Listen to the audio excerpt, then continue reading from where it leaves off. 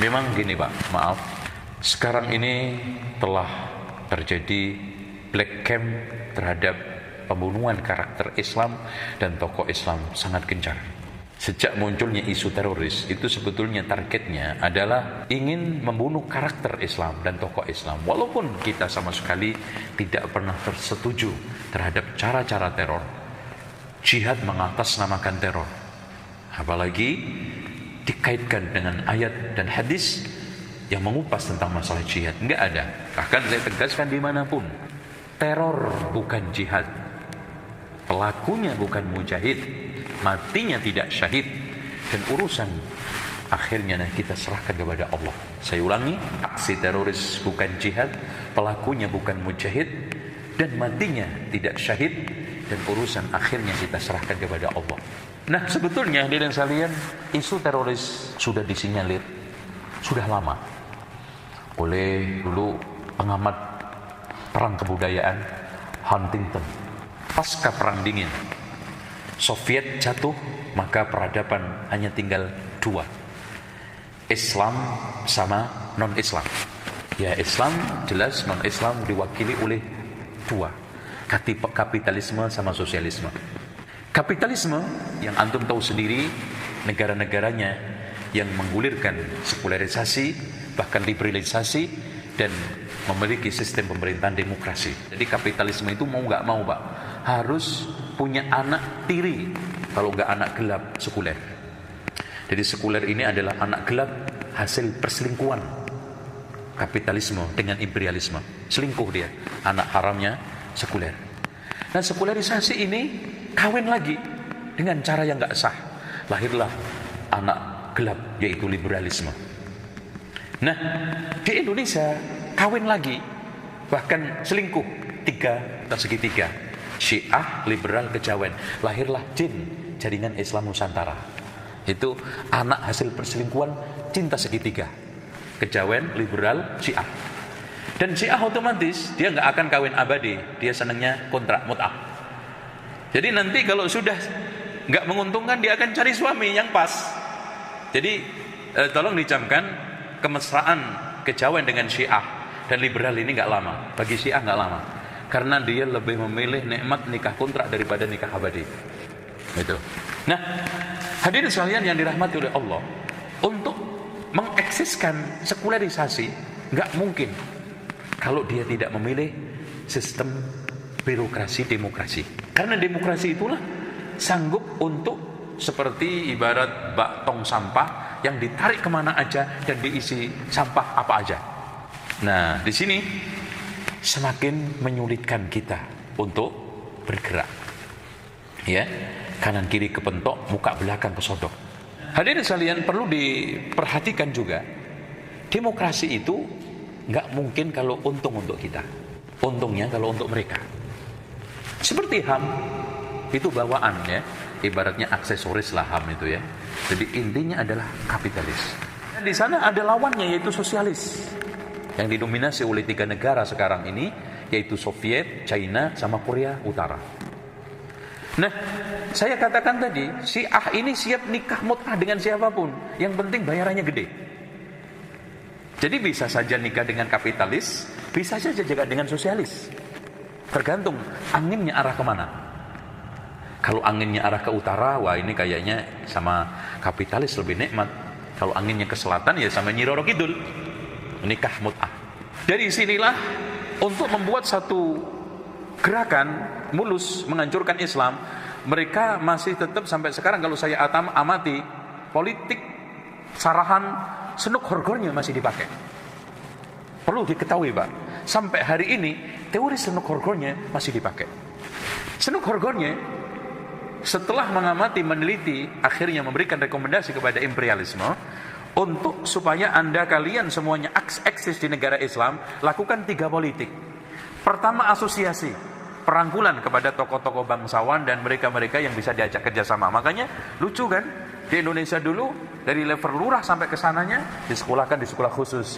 Tapi untuk mereka-mereka yang tidak bisa dirangkul, maka dikasihin pesantren yang kesannya gudik, gak bisa matematik. Ini politik asosiasi. Terus kemudian politik pengawasan. terutama jamaah haji, karena setelah dipelajari selalu pergerakan dimanapun muncul setelah adanya jamaah haji yang pulang dari Mekah, dari mulai India, termasuk di Aljazair, Libya, bahkan Indonesia adanya Haji Sumane, terus Haji Miskin sama Haji Beobang, kemudian menggulirkan gerakan yang akhirnya dituduh oleh Belanda, Wahabisme, yang ada di Sumatera, yang bekerja sama dengan Tuan Kunan Renceh bersama muridnya, akhirnya sepakat orang-orang 8 tokoh menggerakkan, menggulirkan isu tajdid reformasi di tanah Minangkabau. Dan Minangkabau itu aslinya menang kerbau.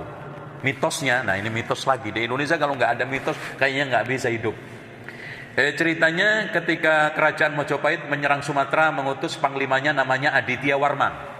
Kemudian akhirnya tentara Mojopahit kalah, dan Aditya Warman akhirnya masuk Islam dan akhirnya mendirikan negara namanya negara Minangkabau, ya.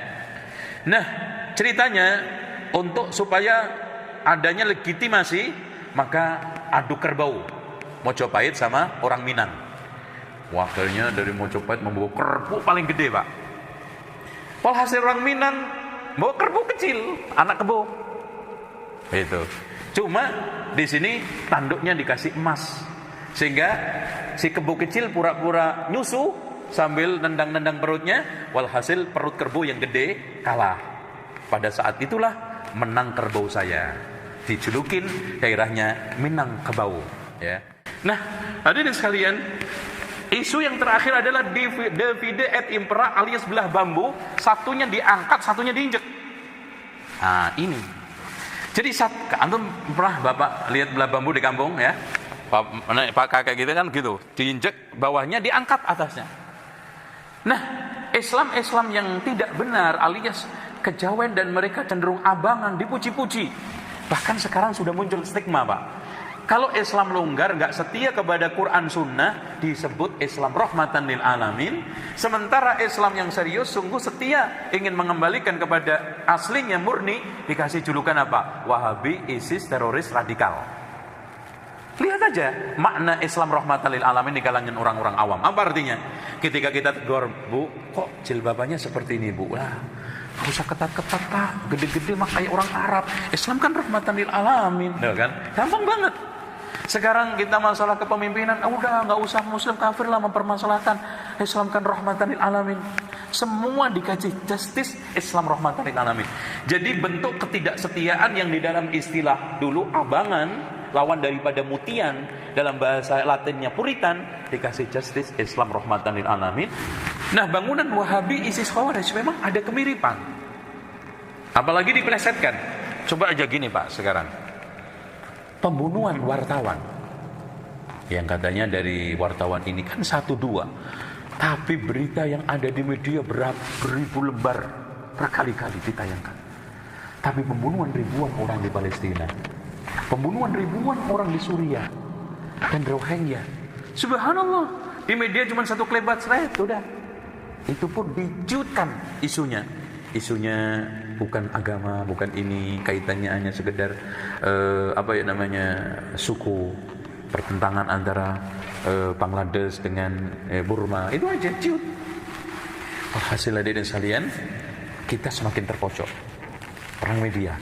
Memang siapa yang punya media, siapa yang punya sekarang ini, ya menang. Karena pasukan kedua, kalau dulu kita bisa mengandalkan cuma pasukan pasti menang. Sekarang pasukan kedua adalah wartawan. Itu. Bahkan penentu kekuatan agama itu dunia ada 4. 1, ekonomi. Kemudian yang kedua adalah senjata. Yang ketiga adalah media. Dan yang keempat apa, Pak? Ini penting, budaya. Budaya itu tapi nomor 4, hanya menjadi kekuatan sekian. Tapi yang nomor ini adalah siapa yang punya kue ekonomi, siapa yang punya budaya senjata, siapa yang punya kamera, itu yang bisa menguasai dunia. Nah, di sini sampai dibikinkan lagu, sampai dibikinkan ini semua untuk menyerang Wahabi. Dan pernyataan Syekh Muhammad itu selalu diplesetkan sehingga dikesankan bahwa Syekh Muhammad itu ya ISIS ya Khawarij sama. Terutama yang menjadi senjata pamungkasnya adalah Nawaqidul Iman yang ditulis oleh Syekh Muhammad Ibnu Abdul Wahab. Itu dijadikan senjata untuk menyamakan Syekh Muhammad Wahabi dengan ISIS Khawarij sama. Nawaqidul Iman. Antum lihat saja, tokoh manapun gerakan manapun, media manapun, ketika memberikan satu justice dan stigma buruk kepada Syekh Muhammad Wahabi, pasti larinya adalah takfiri. Takfiri dalilnya mana? Nawaqidul iman. Dan paling tidak kitab Kasyfus Syubhat ini yang dikatakan mengkafirkan kaum muslimin. Padahal nggak ada kesan satupun. Coba nanti kita baca satu persatu.